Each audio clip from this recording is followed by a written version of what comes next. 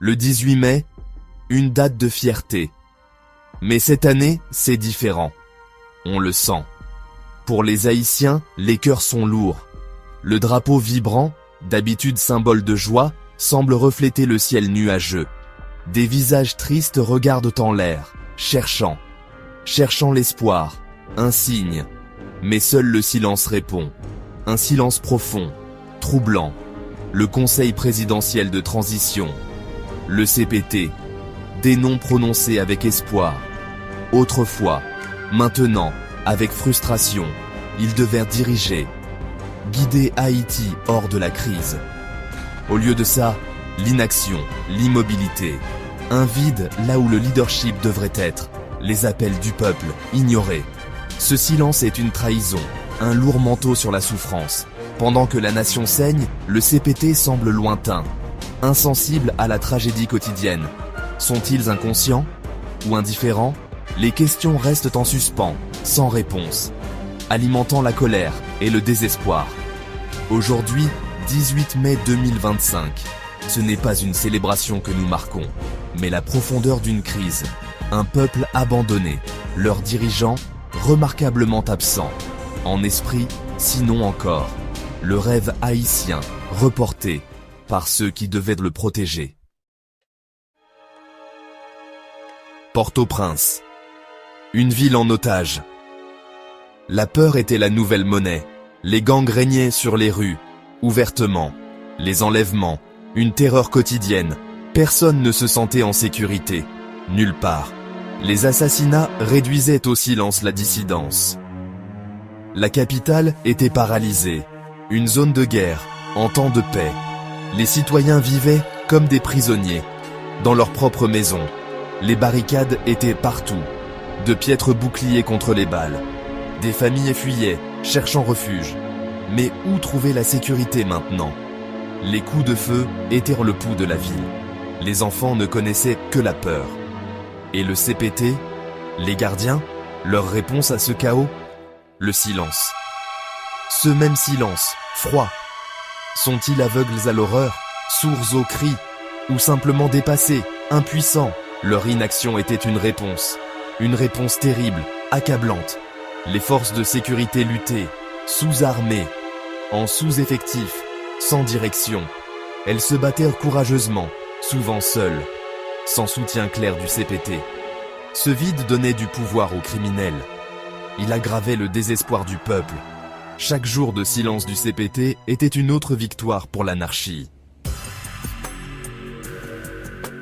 Pendant qu'Haïti souffre, certains festoient. Les fonds de l'État, destinés au peuple, disparaissent dans des poches privées, ou financent des cérémonies somptueuses. Pour les puissants, pour ceux qui ont des relations, une blague cruelle, une tragédie. Les priorités sont claires et mauvaises. Le peuple ne reçoit rien. Les hôpitaux manquent de tout. Pas de médicaments, pas de lits, pas d'espoir.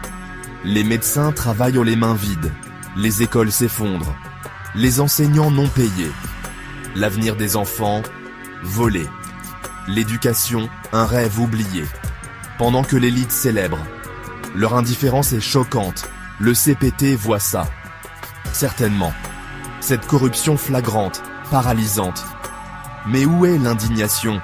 Où est l'action? La réforme? Leur silence protège les corrompus.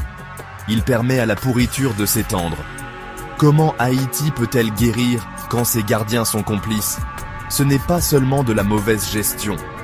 C'est une faillite morale. Un système bâti sur l'injustice. Les riches festoient. Les pauvres meurent de faim.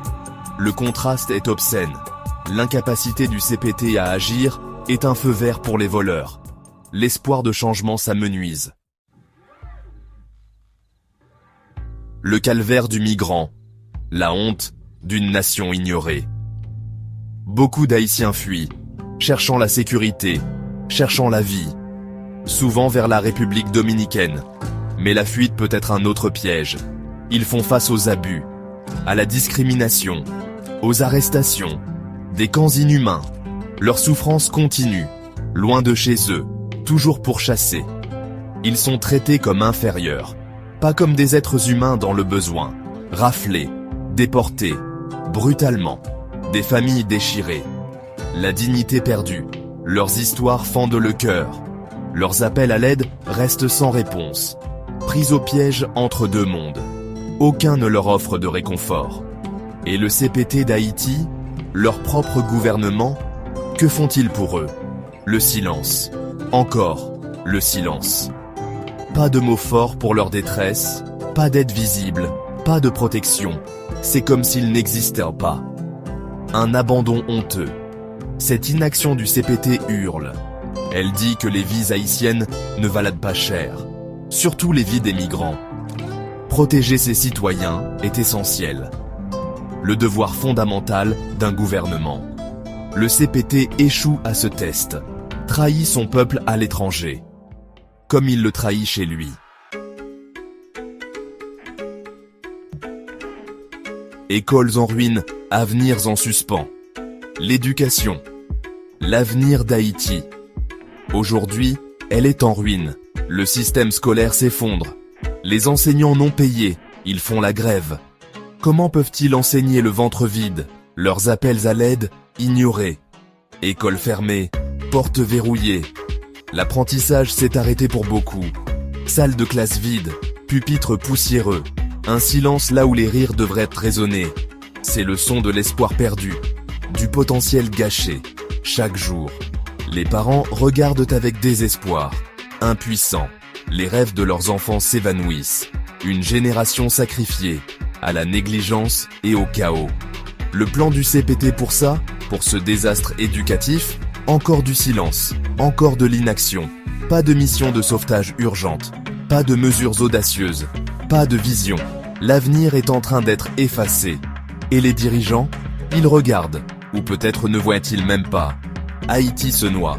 Clairement, insécurité, corruption, négligence. Le CPT a échoué. Totalement. Échoué à agir. Échoué à diriger. Haïti a besoin de vrais leaders. Maintenant. Courageux. Conscients. Engagés. Assez de silence. Assez d'attente. Suivez Rubrique Éducation PAM sur YouTube, Facebook et TikTok pour plus de vidéos qui reflètent la vérité. Je suis Marco Dor.